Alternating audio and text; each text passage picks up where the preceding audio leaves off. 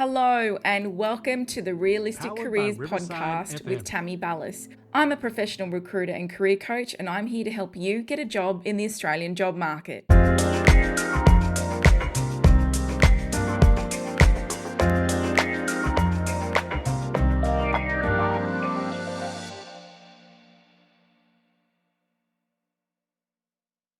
So what we're talking about today is the Westpac work from home case. So there was an employee that was at Westpac for 23 years. She won the right to keep working remotely. But is this a win for workers or a warning sign for employers? Let me be honest, I'm on the fence about the decision. Let's talk about it. So here's what happened. Carleen Chandler, who's been with Westpac for 23 years, asked to keep working from home. She lives south of Sydney, and like many people, she moved further out to afford a house. But Westpac had recently brought in a rule that staff had to come into the office 2 days a week. Carleen said that wasn't practical, which is typical for Australian families at the moment. She's got 2 kids, the commute's 2 hours with school drop-offs, and she even offered to work from a local branch instead, but Westpac said no. The Fair Work Commission sided with her, saying Westpac didn't handle her request properly and didn't have a strong enough business case to refuse. Fair enough. This decision has gotten a lot of attention because it raises a huge question. Do employees have the right to work from home, or should it depend entirely on the business and the job? And this is where I'm undecided, and I'm frustrated because I'm undecided. Let's start with Carleen's side.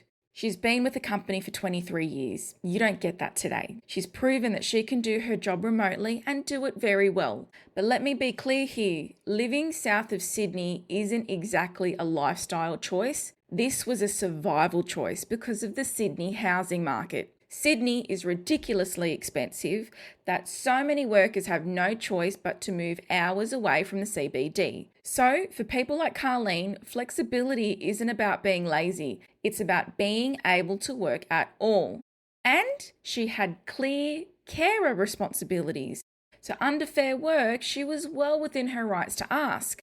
Plus, she had already shown that remote work can work. Her performance backed it up. In saying that, I understand where Westpac is coming from too. Employers have to think about the business. They've got teams to manage, compliance to maintain, and a culture to build, if there is one. And while Carleen might be self-motivated and high-performing, not every employee is. Some people do need in-person guidance, structure, oversight, and a virtual kick up the backside. So if you make one exception, does that set a precedent for everyone else? How about jobs where you have to be there in person, like nursing or retail jobs? That's what businesses are worried about. Let's be real. Some employees do act like their employer owes them flexibility without considering the other side. But there needs to be a balance. Businesses exist to serve customers, not just staff preferences.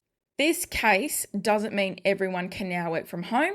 It just means employers have to follow the proper process, engage, respond within 21 days, and give clear, specific business reasons if they say no. But it's also a wake-up call because hybrid work is here to stay and companies need to handle it better with consistency and understanding. At the same time, employees need to understand that not every job can be remote. Not every request is reasonable. In my opinion, as a professional recruiter and career consultant, Carleen had a good case. She had decades of good performance, clear carer needs, and she was able to work well doing remote work. And she had good performance. In saying that, I don't think it's fair to expect every employer to bend to every situation. Flexibility should go both ways, and communication here is key.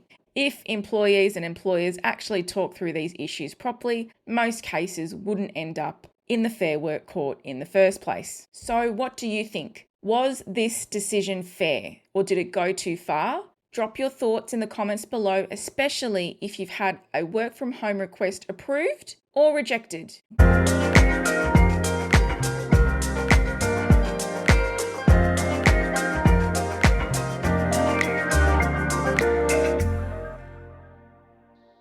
And if you like discussions like this about Australian workplace issues, hit the subscribe button for more videos and podcasts just like this one.